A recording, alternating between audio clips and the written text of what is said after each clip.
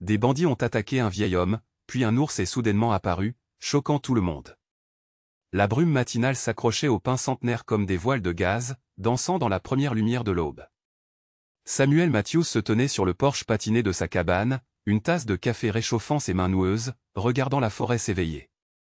À 65 ans, ses cheveux étaient devenus gris depuis longtemps, mais son regard était toujours aussi perçant qu'il l'avait été pendant ses décennies de garde forestier. 20 jeunes gardes forestiers s'étaient entraînés sous sa direction avant qu'il ne prenne sa retraite, mais aucun n'avait vraiment saisi ce qu'il avait essayé de leur enseigner. Que la forêt était bien plus qu'un ensemble d'arbres et d'animaux. C'était une entité vivante, respirante, dotée de sa propre sagesse. Une mésange familière atterrit sur la balustrade du porche, inclinant la tête avec impatience. « Toujours à l'heure, n'est-ce pas, Charlie ?»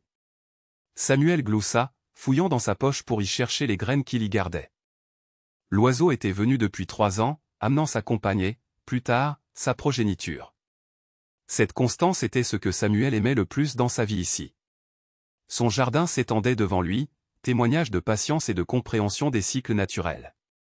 Les légumes poussaient aux côtés des fleurs sauvages, créant une harmonie qui attirait à la fois les pollinisateurs et la faune.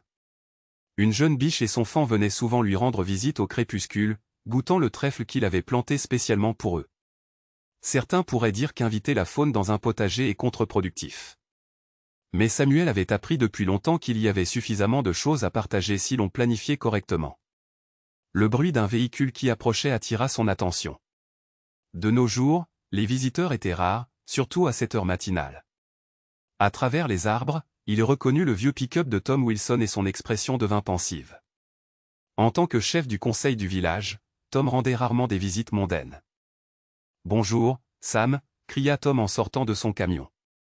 À 50 ans, Tom bougeait toujours avec l'énergie d'un homme plus jeune. Mais aujourd'hui, il sentait la tension dans ses épaules. « Vous avez un moment pour discuter ?» Samuel fit un geste vers la deuxième chaise sur son porche, un endroit qui avait accueilli d'innombrables conversations au fil des ans. « Le café est frais » proposa-t-il, s'apprêtant déjà à aller chercher une autre tasse. Lorsqu'il revint, Tom regardait fixement la forêt, son expression joviale habituelle remplacée par de l'inquiétude. « Les bandits ont frappé une autre ville hier » dit Tom sans préambule. À 30 miles au nord, il a vidé l'épicerie et menacé la famille du propriétaire. Il a accepté le café avec un signe de tête de remerciement. Les gens ont peur, samedi. Il parle de former des patrouilles, d'ériger des barrières. Samuel s'installe dans son fauteuil, réfléchit. Il a entendu les rumeurs qui se sont multipliées au cours du mois dernier, des histoires d'un groupe d'hommes profitant des communautés isolées de la région. Les barrières ne les arrêteront pas, dit-il finalement. Elles donneront juste aux gens le sentiment d'être pris au piège. Que proposeriez-vous ? Vous avez dû faire face à toutes sortes de menaces au cours de votre carrière de garde forestier. Samuel regarda Charlie revenir, cette fois avec sa compagne. Les deux oiseaux vaquent à leurs occupations matinales comme si rien n'avait changé. La forêt nous apprend quelque chose d'important sur la sécurité, commença-t-il. Sa voix prit le ton qui lui avait valu le surnom de sage de la forêt. À l'époque où il était garde forestier, les défenses les plus solides sont celles qui travaillent avec la nature, et non contre elle. Tom se pencha en avant, intéressé malgré son anxiété. Cela signifie que nous devons comprendre à quoi nous avons affaire avant de réagir. Ces hommes choisissent des cibles isolées, en utilisant la peur comme arme. Mais la peur rend les gens prévisibles, en fait des cibles faciles. Comme pour appuyer son propos, une buse à queue rousse a plongé au ras du jardin, obligeant les mésanges à se réfugier dans un buisson voisin. Une fois le danger passé, elles sont ressorties et ont repris leurs activités, mais avec une plus grande conscience de leur environnement. Observez et apprenez, a poursuivi Samuel en faisant signe aux oiseaux.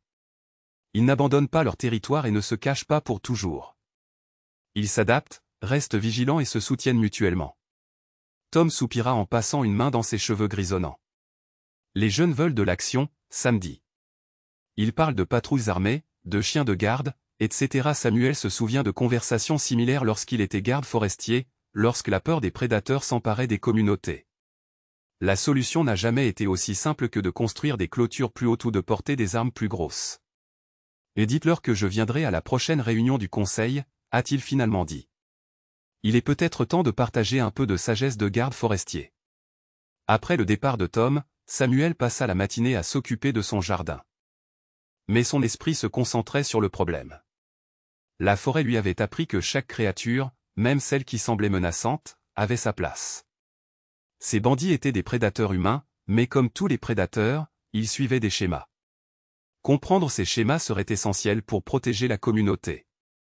À l'approche du soir, il s'assit à son endroit préféré près de la rivière, sa canne à pêche et sa main plus par habitude que par réelle intention d'attraper quoi que ce soit.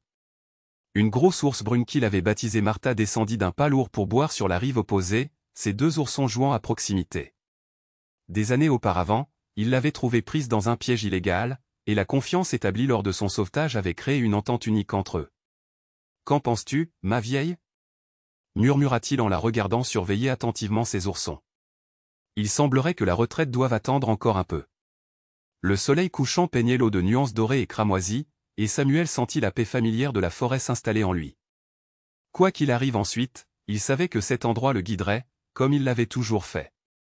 La forêt avait sa propre façon de gérer les menaces, et après 40 ans en tant que gardien, Samuel avait appris à faire confiance à sa sagesse.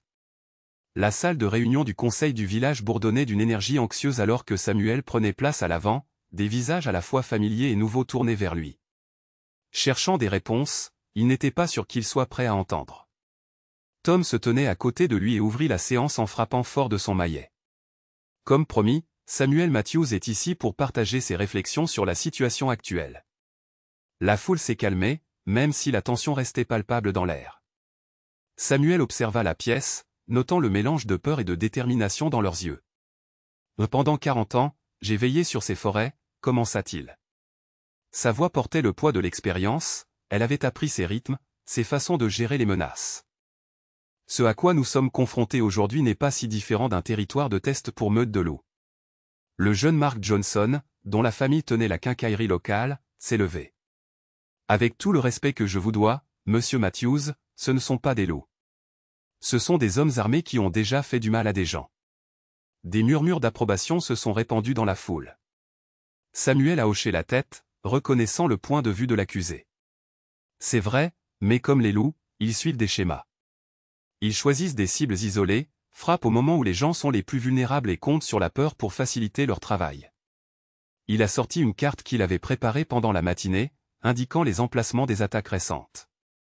Regardez, ils se déplacent selon un schéma clair, suivant les anciennes routes forestières, frappant des communautés qui manquent de liens forts avec leurs voisins. La salle devint silencieuse tandis que les gens étudiaient le schéma qui se dessinait sur la carte. Samuel continua, « Nous n'avons pas besoin de murs ou de patrouilles armées. Nous avons besoin de sensibilisation, de communication et d'une communauté. » Au cours de l'heure qui a suivi, il a exposé son plan. Un réseau de surveillants, un éclairage stratégique et, surtout, des rassemblements réguliers qui renforceraient les liens communautaires, tout en faisant du village une cible moins attrayante. Certains, comme Mark, restèrent sceptiques, mais d'autres commencèrent à hocher la tête en signe de compréhension. La réunion touchait à sa fin lorsque Martha, l'institutrice locale, fit irruption. Là, à la ferme Peterson, le chaos s'empara de la salle, mais la voix de Samuel coupa le bruit. « Tom, appelle le shérif. Mark, prends ton camion. Les autres, restez ici et restez calmes. » Dehors, la soirée d'automne était devenue froide, rappelant que l'hiver n'était pas loin. Alors qu'il se dirigeait vers la maison Peterson, Samuel se souvint de quelque chose que son père lui avait appris. Le moment le plus dangereux est celui où la peur rencontre l'opportunité. La ferme Peterson apparut et Samuel aperçut 3 véhicules inconnus garés au hasard près de la grange. « Arrête-toi ici », ordonna-t-il à Mark, en sortant discrètement. « Fais demi-tour, mais n'engage pas le combat. Il suffit d'observer et d'attendre le shérif. » Le jeune homme hocha la tête, la peur et la détermination se disputant dans son expression. Samuel avançait dans l'obscurité avec la furtivité de décennies passées à traquer la faune. Des voix s'élevèrent de la grange, des tons durs et exigeants se mêlant aux réponses fermes de Jim Peterson. Alors qu'il s'approchait, un son familier le figea, le souffle profond et haletant d'un gros ours. Martha avait choisi ce moment pour enquêter sur les perturbations sur son territoire. Samuel regarda l'ours massif émerger de la ligne des arbres, sa présence attirant immédiatement l'attention. Les bandits, concentrés sur l'intimidation de Peterson, ne le remarquèrent pas au début, mais leurs chevaux, si. Gagnant dans la panique, lorsqu'ils se retournèrent enfin, la vue d'un ours brun adulte s'approchant de leur position les fit se précipiter vers leur. Et plus par peur que par objectif, alors qu'ils se retiraient en désordre. Martha resta sur place, incarnation vivante de la puissance de la forêt, jusqu'à ce que le dernier véhicule disparaisse dans l'allée. C'est seulement à ce moment-là qu'elle se retourna, croisant brièvement le regard de Samuel avant de se fondre à nouveau dans la forêt. Au moment où le shérif arriva, le danger immédiat était passé. En prononçant sa déclaration, Samuel ne put s'empêcher de sourire face à l'ironie de la situation. La faune sauvage que certains craignaient était devenue leur protecteur inattendu. L'incident survenu à la ferme de Peterson a marqué un tournant. La communauté commença à mettre en œuvre les suggestions de Samuel avec un enthousiasme renouvelé. Elle comprenait désormais que la force ne résidait pas dans les murs et les armes, mais dans la conscience et l'unité. Ce soir-là, assis sur son porche, Samuel leva sa tasse de café pour porter un toast silencieux à Martha. La forêt leur avait montré la voie, comme toujours. Le lendemain apporterait de nouveaux défis, mais pour l'instant, la nuit était paisible. Emplie des sons familiers de ses voisins sauvages vaquant à leurs occupations. Un nouveau chapitre commençait, un chapitre qui allait tous les mettre à l'épreuve, mais Samuel se sentait prêt. La forêt lui avait bien appris. La nouvelle de l'intervention de l'ours à la ferme de Peterson se répandit rapidement, transformant la peur en fascination parmi les villageois. Samuel se retrouva confronté à d'innombrables questions sur Martha et les autres habitants de la forêt. Il saisit l'occasion pour approfondir la compréhension de la communauté de leurs voisins sauvages. Un matin frais, alors qu'il vérifiait le nouveau système d'alerte qu'ils avaient mis en place, Samuel rencontra un visiteur inattendu. Un homme se tenait au bord de sa propriété, les épaules voûtées, l'incertitude évidente dans sa posture. Il le reconnut comme un coup de foudre. C'était l'un des bandits de la ferme de Peterson. « Je t'ai observé », dit l'homme avant que Samuel ne puisse parler. « Je m'appelle Derek. Je veux parler. » Samuel l'étudia attentivement, notant l'absence d'armes et la véritable détresse dans son expression. « Le café est chaud », répondit-il simplement en désignant le porche. Des tasses fumantes, l'histoire de Derek se déroulait. Il avait lui-même été garde forestier dans un autre état, mais il s'était égaré après une tragédie personnelle. Il avait fini par se retrouver dans les mauvaises personnes et sa rencontre avec Martha avait fait bouger quelque chose en lui rappelant pourquoi il avait choisi sa voie initiale. Mais quand cet ours est apparu, ce n'était pas seulement de la peur que j'ai ressentie, expliqua Derek en regardant son café. C'était une honte, comme si la forêt elle-même me jugeait. Samuel écoutait, reconnaissant le pouvoir transformateur de tels moments. La forêt a une façon de nous montrer notre véritable identité, m'a-t-il expliqué. La question est, que comptez-vous faire de ces informations? La réponse de Derek le surprit. Des informations sur les bandits restants, leurs habitudes, leurs faiblesses. Plus important encore, il proposa d'aider à protéger la communauté qu'il avait autrefois ciblée. La décision de faire confiance à Derek n'a pas été facile à prendre, mais Samuel avait appris à lire les gens, ainsi que les signes de la nature. Au cours des semaines suivantes, Derek s'est révélé d'une aide inestimable. Ses connaissances privilégiées les ont aidés à renforcer leur défense d'une manière que personne d'autre n'aurait pu suggérer. Plus important encore, sa présence est devenue un témoignage de la possibilité d'un changement. Le conseil du village a d'abord résisté à l'implication de Derek, mais Samuel a tenu bon. La forêt ne garde pas rancune, leur a-t-il dit. Il s'adapte, s'intègre, trouve un nouvel équilibre. Nous pourrions en tirer des leçons, en travaillant aux côtés de Derek. Samuel a vu ressurgir l'expertise du jeune homme. Il connaissait le pistage, comprenait le comportement des animaux sauvages et partageait le même respect que Samuel pour le monde naturel. Ensemble, ils ont commencé à proposer des ateliers de sensibilisation à la nature sauvage aux villageois, leur apprenant à lire les signaux de la forêt. Les apparitions de Martha sont devenues plus fréquentes, comme si elle aussi approuvait ce nouvel arrangement. Un soir, alors qu'il recherchait ses empreintes avec un groupe d'étudiants enthousiastes, Derek remarqua quelque chose d'inquiétant. Ces autres traces, dit-il, en désignant des marques que Samuel avait déjà remarquées. Mon ancienne équipe, ils sont de nouveau en reconnaissance. La nouvelle s'est rapidement répandue dans leur réseau d'alerte, mais cette fois, la panique n'a pas suivi. La communauté avait changé, était devenue plus forte, plus soudée. Ils ont mis en œuvre leur plan de préparation avec calme, confiants dans leur capacité à se protéger. Lorsque les bandits ont finalement décidé de passer à l'action, ils n'ont pas trouvé de cible facile. Chaque approche a été surveillée, chaque vulnérabilité a été prise en compte. Plus surprenant encore, ils ont trouvé d'anciennes victimes prêtes à leur offrir une chance de rédemption. Suivant l'exemple de Derek, Samuel regarda avec fierté sa communauté mettre en pratique les leçons apprises. Ils avaient appris la force grâce à l'unité, la sagesse grâce à la compréhension et le pouvoir des secondes chances. Un par un, les bandits restants furent confrontés à un choix, continuer leur chemin destructeur ou rejoindre une communauté. Ils avaient appris à équilibrer la justice et la miséricorde. Certains ont choisi de partir, mais d'autres, inspirés par la transformation de Derek, sont restés pour faire amende honorable. La forêt semblait approuver ces changements.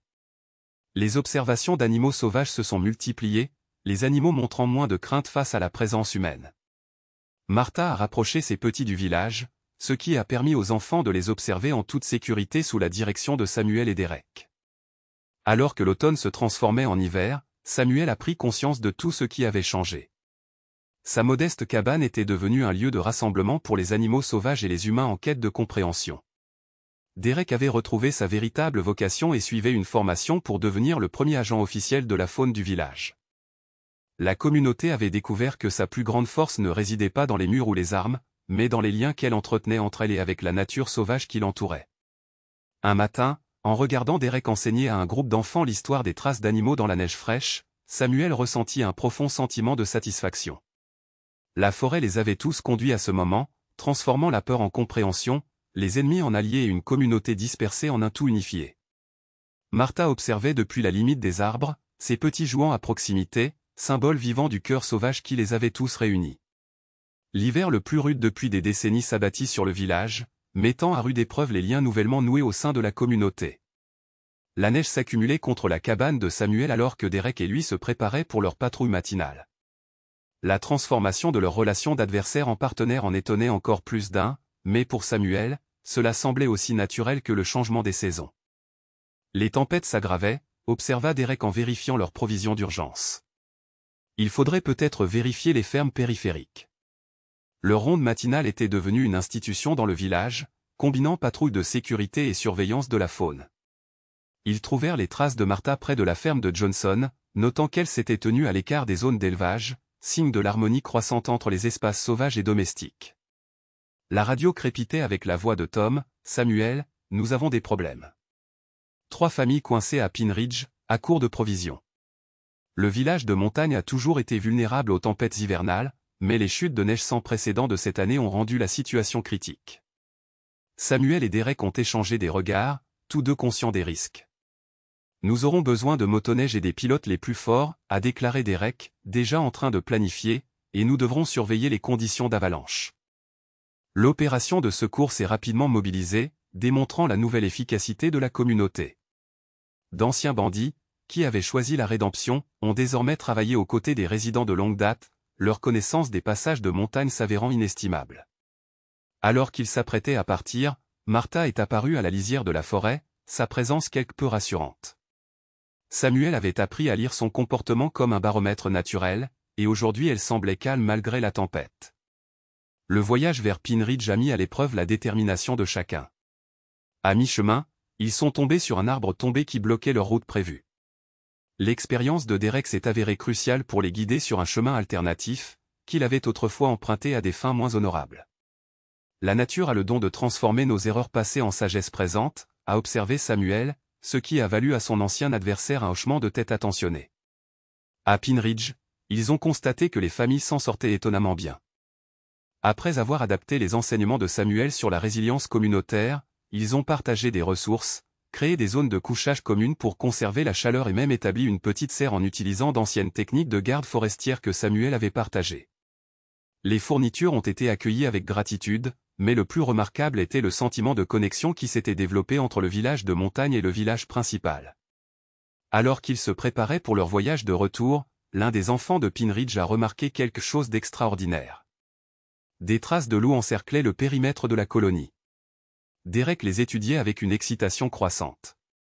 Il réalisa qu'elles tenaient les autres prédateurs à distance.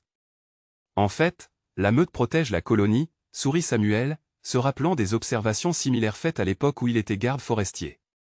Quand nous respectons leur espace, ils nous le rendent souvent. Le voyage de retour s'est avéré encore plus difficile à mesure que la tempête s'intensifiait. Suite à un bruit soudain, ils ont découvert un jeune élan coincé dans la neige épaisse. Sans hésitation, l'équipe de secours a travaillé ensemble pour le libérer. D'anciens bandits et des villageois se sont unis dans un même objectif. Cette expérience a cristallisé tout ce que Samuel avait essayé d'enseigner. La compassion et la coopération étaient aussi essentielles à la survie que n'importe quelle ressource physique. De retour au village, le succès de l'opération de sauvetage a donné naissance à une nouvelle initiative.